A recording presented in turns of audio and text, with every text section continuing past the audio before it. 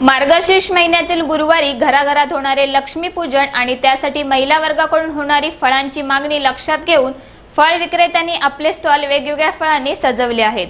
दोडामार्ग बाजारपेठेत फळांची आवक वाढली आहे, मात्र फळांचे दर स्थिर असल्याचे सांगण्यात आले. मार्गशीर्ष महिन्यात अनेक घरात मांसाहार व मत्स्याहार वर्ज्य असतो. दर गुरुवारी बहुतेक महिला उपवास करतात. उपवासानिमित्त फलाहार केला जातो. शिवाय लक्ष्मीपूजनाच्या वेळी 5 प्रकारची फळे आरासी दरम्यान वापरली जातात. त्यामुळे मोठ्या प्रमाणात फळांची मागणी असते.